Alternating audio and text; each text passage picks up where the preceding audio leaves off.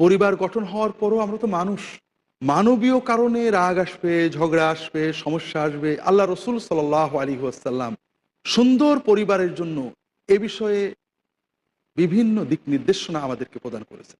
তিনি আমাদেরকে শিখিয়েছেন কিভাবে পারিবারিক অশান্তি রোধ করতে হবে, কিভাবে সুন্দর পরিবার অর্জন করতে হবে। আমরা প্রথমেই তার জীবনটা দেখি।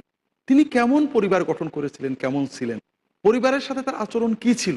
রাসূলুল্লাহ সাল্লাল্লাহু আলাইহি ওয়াসাল্লাম 25 বছরের টগবগে যুবক বিবাহ করলেন তারও চেয়ে বেশি বয়সের খাদিজা রাদিয়াল্লাহু তাআলা আনহা। সেই বিবাহিত জীবন এত সুন্দর ছিল, এত বরকতময় ছিল।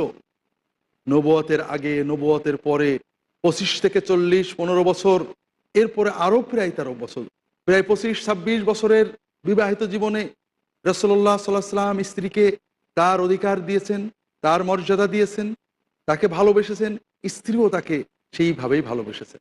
তাদের দাম্পত্য জীবন এত সুন্দর ছিল। আয়েশা রাদিয়াল্লাহু তাআলা আনহা রাসূলুল্লাহ সাল্লাল্লাহু আলাইহি ওয়াসাল্লামের স্ত্রী খাদিজার ওফাতের পরে, অনেক পরে রাসূলুল্লাহ সাল্লাল্লাহু আলাইহি ওয়াসাল্লাম আরও বিবাহ করেন। আয়েশা রাদিয়াল্লাহু তাআলা আনহা কিশোরী, রাসূলুল্লাহ সাল্লাল্লাহু আলাইহি ওয়াসাল্লাম আবু বকরের আগ্রহে, আল্লাহ তাআলার নির্দেশে তার সাথে বিবাহ হয়। মদিনায় সংসার করেন। মদিনাতে যেও রাসূলুল্লাহ সাল্লাল্লাহু আলাইহি ওয়াসাল্লাম মাঝে মাঝেই খাদিজার প্রশংসা করতেন, তাদের সেই দাম্পত্য জীবনের কথা বলতেন।